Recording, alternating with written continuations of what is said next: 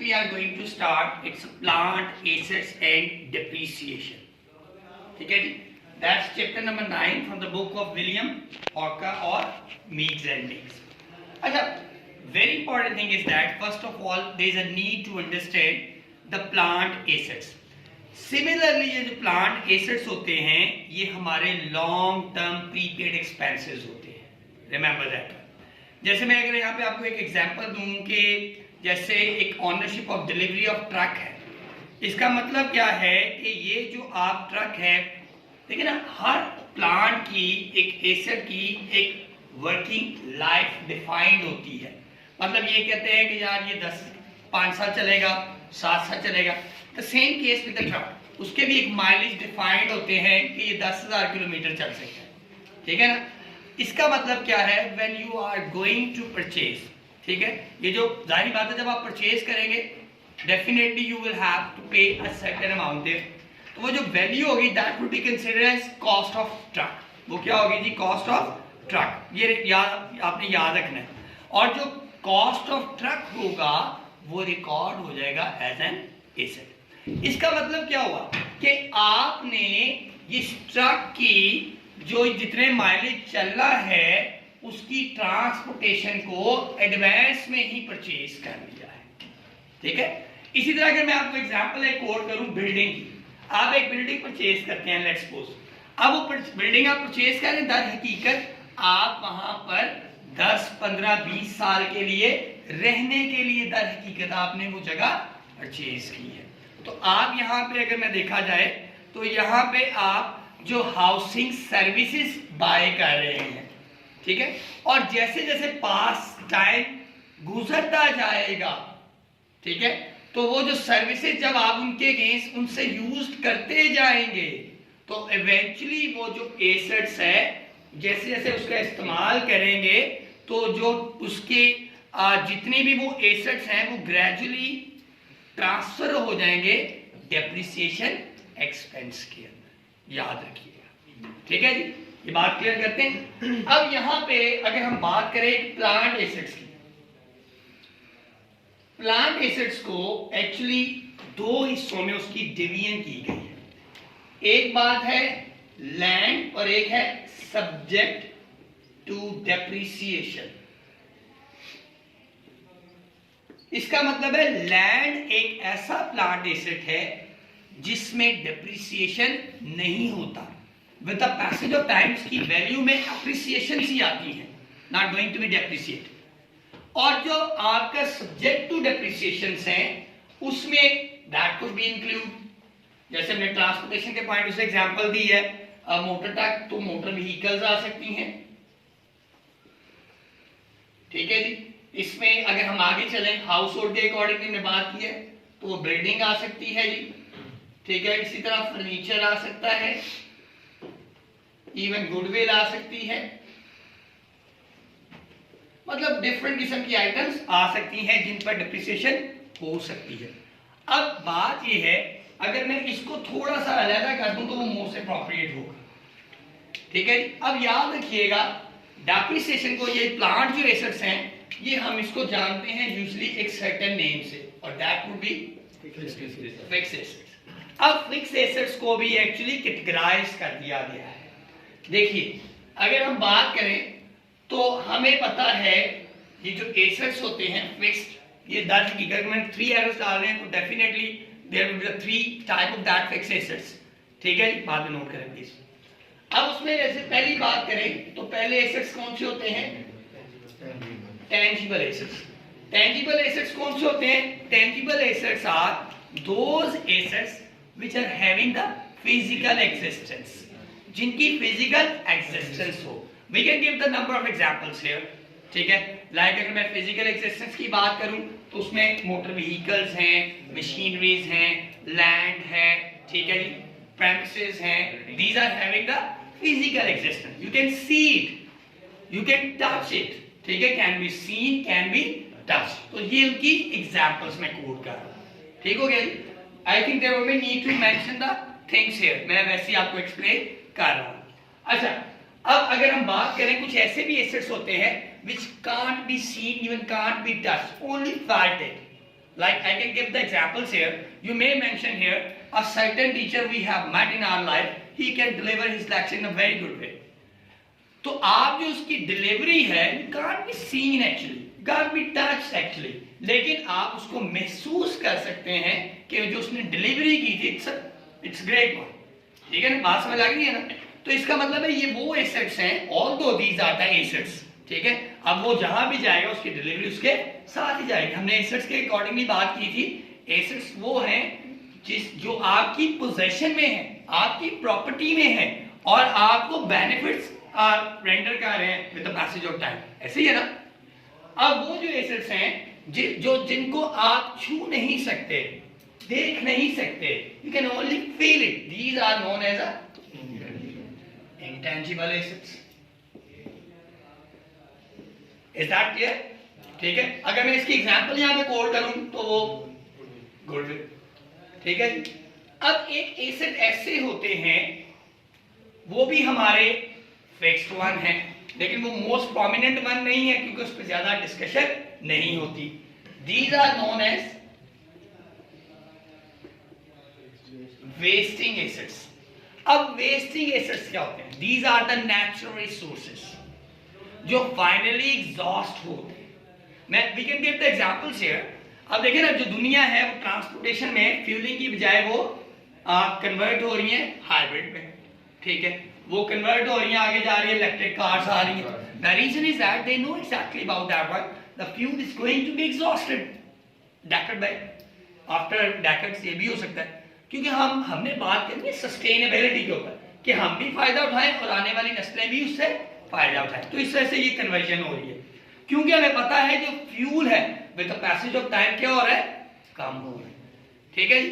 तो अब इसका मतलब है ये जो वेस्टिंग एसेट्स हैं, हम इसमें एग्जांपल फ्यूल की कर देते हैं, इवन फॉरेस्ट की कर देते हैं. आप देखें ना, ये जो हाउसिंग सोसाइटीज हैं, ये देखें, इन्होंने तो जो हर जगह ही आप देख लें कि जंगलों में भी अब हाउसिंग सोसाइटीज बनती जा रही है. उसका रीजन क्या है कि ये डे बाय डे ये भी क्या हो रही है? खत्म हो, एग्जॉस्टेड हो रही है. ये फाइनली एग्जॉस्टेड हो जाएगी. These are known as your wasting assets.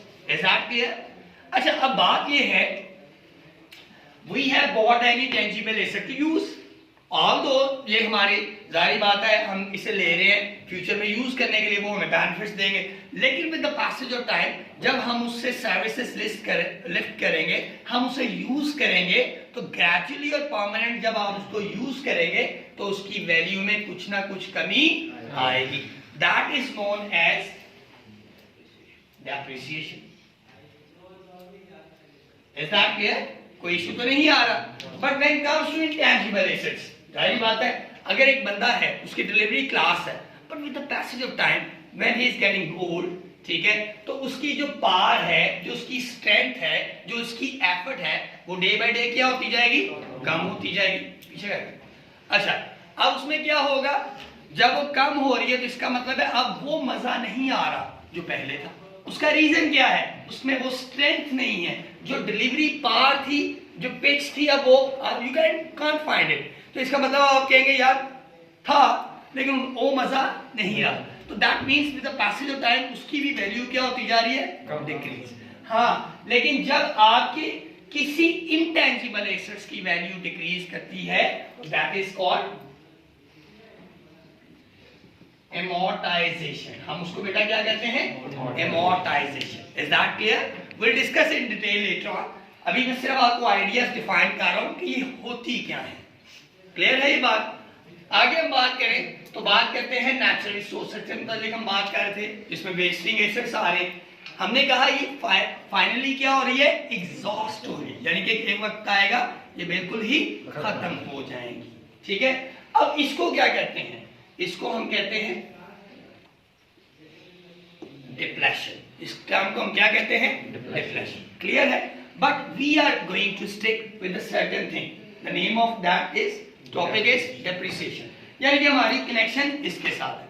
लेकिन एक ये भी एक रियलिटी है कि जब आप क्या करते हैं, जब एक सर्टेन एसेट को, हमने डेप्रिसिएशन में क्या कहा कि जब किसी एक फिक्स एसेट्स को, ठीक है, सॉरी, टेंजिबल एसेट को जब आप परमानेंट एंड कॉन्टिन्यूस बेसिस पे यूज करते हैं तो उसकी वैल्यू में जो कमी आती है दैट इज कॉल्ड डेप्रिसिएशन.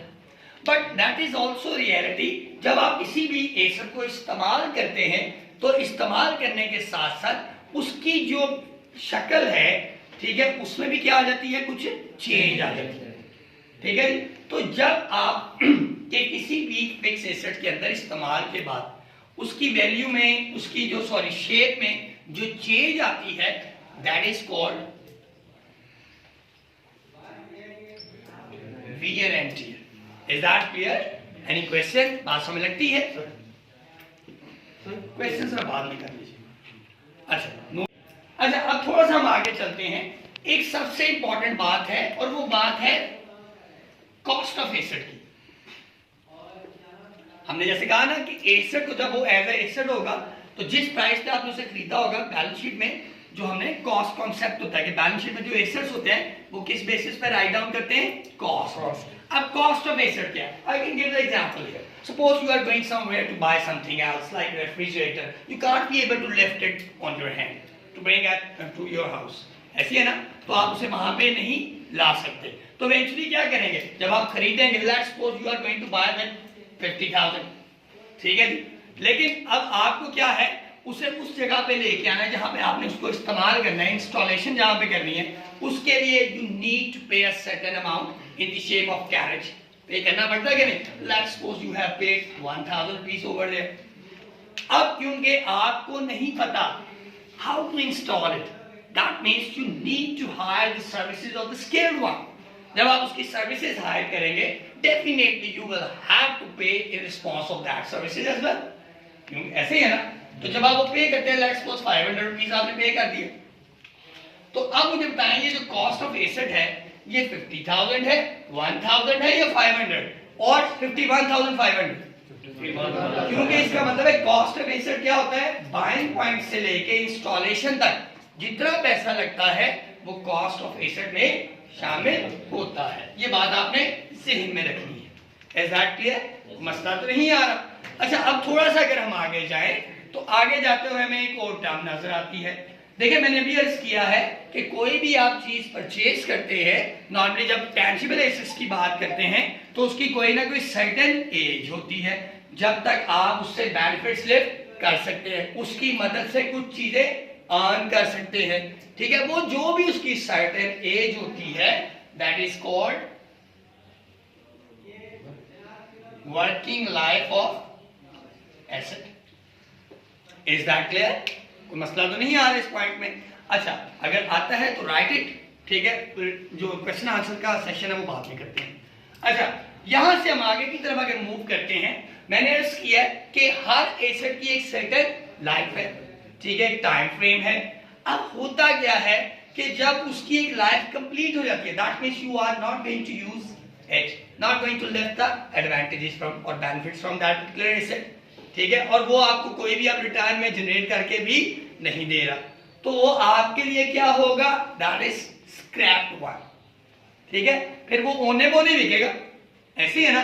तो यानी कि इसका मतलब क्या हुआ कि जब एक एसेट अपनी वर्किंग लाइफ कंप्लीट कर लेता है और कंप्लीट करने के बाद जिस भी प्राइस पर वो बिकता है, that is called scrap value, also known as salvage value, also known as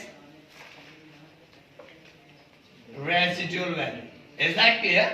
मसला तो नहीं आ रहा। अच्छा, अब यहां से हम थोड़ा सा आगे चलते हैं। एक सर्टेन वैल्यू होती है which is known as a market value. Market value क्या होगी, जिस पे बायर और सेलर आपस में क्या हो जाए, खरीदने और बेचने के लिए तैयार हो जाए। Need to mention it here, ठीक है।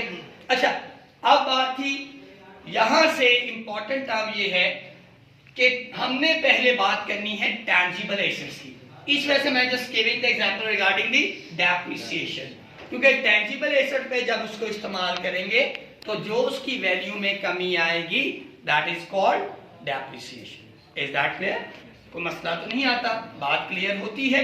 अच्छा, अब यहां से अगर हम आगे की तरफ मूव करते हैं तो अब जाहिर बात है जब आप चीजों को डेप्रिसिएट करेंगे तो जाहिर बात, अगर आप देखें कोई भी चीज आप करते हैं तो उसको मेजर करने का कोई ना कोई क्राइटेरिया तो होता है, लेकिन अकाउंटिंग टर्मिनोलॉजीज में मेजर करने के लिए जो मामला आप यूज करते हैं, that would be known as methods के। अब ये जो डेप्रिसिएशन हमने लेनी है, डेप्रिसिएशन लेने के क्या मेथड्स हैं, अब हमने उन मेथड्स की तरफ मूव करना है। तो सबसे पहले अगर हम बात करें तो इसमें मेथड्स में डिफरेंट किस्म के मेथड्स आएंगे। सबसे पहले जो मेथड आता है that is called straight line method. क्या कहलाता है जी? Straight line method, which is also known as original cost method, also known as fixed installment method. Is that clear? ये पहला मेथड है एंड इसे कई नाम से मल्टीपल नेम्स हैं, I have mention it here as well. Second में बात करें तो अगला मेथड आता है diminishing written down reducing balance method. अच्छा, यहां पे इसको हम इसकी टर्मिनोलॉजी जो इस पर्टिकुलर बुक के अकॉर्डिंगली बात करते हैं तो वो डिक्लाइनिंग मेथड में आता है। यहां पे हम बात इसकी किस तरह करते हैं, कौन से मेथड में? अच्छा, डिक्लाइनिंग मेथड के लिए वो यहां पे दो मेथड यूज करता है, फर्दर से सैग्रीगेशंस की गई। एक वो कहता है 150% और एक वो कहता है डबल डिक्लाइनिंग। जो डबल डिक्लाइनिंग होता है, क्राइटेरिया क्या है will discuss in next lecture. Double declining में वो 200% को भी इसको कंसीडर कर सकता है। ठीक है जी, तो ये आपके दो मेथड जो है मोस्ट कॉमन मेथड है जो हम इसमें यूज करते हैं, लेकिन वहां पे इसके अंदर और भी मेथड्स हैं, उसे भी हम स्टेप बाय स्टेप डिस्कस कर लेंगे इंशाल्लाह ताला। जैसे जैसे हम आगे चलेंगे फिर जाहिर बात है कोई एसेट्स हैं इसमें गेन एंड लॉसेस आएंगे, डिस्पोजल्स आएंगे, यानी कि उसकी सेलिंग आएगी। सेल करने के बाद देखेंगे जनाब आपको इसमें फायदा हो रहा है या नुकसान हो रहा है। सम ऑफ डिजिट मेथड्स भी होते हैं। ठीक है, अब जो मोस्ट कॉमन नोन है, जिनकी यूटिलाइजेशन है, जिनके ऊपर क्वेश्चंस हैं, हम उसी को फोकस करेंगे। सम ऑफ डिजिट मेथड को भी हमने करने की जरूरत नहीं है। तो ये दो मेथड्स हैं जो हमने कैलकुलेट करने हैं। हाँ, अब इन पे डेप्रिसिएशन चार्ज करने के डिफरेंट क्राइटेरियाज हैं। When comes to that method, under this method depreciation always charge on original cost of asset। और इस मेथड के अंदर depreciation always charge on book value of asset. अच्छा, अब ये होगा कि जैसे हम इंटर ग्रेजुएशन लेवल पे चलते थे तो डेप्रिसिएशन का एक सर्टेन आपको परसेंटेज, एक रेट गिवन होता था। If that rate is absent, there is a need to calculate the amount of depreciation under this method. इस मेथड के अंदर अमाउंट ऑफ डेप्रिसिएशन कैलकुलेट करने के लिए हम क्या करेंगे? सबसे पहले cost of asset minus residual value और divide by estimated life of asset. ठीक है, so we have to follow all that things in that certain way। ठीक है जी, कोई क्वेश्चन है तो अब उसकी तरफ हम चलते हैं। यहां तक कि बेसिक आपको आइडिया था, सिर्फ we are going to discuss about the tangible asset here. Intangible assets और जो वेस्टिंग है वो हमारे नेक्स्ट लेक्चर्स में डिस्कशन होगी। ठीक है जी।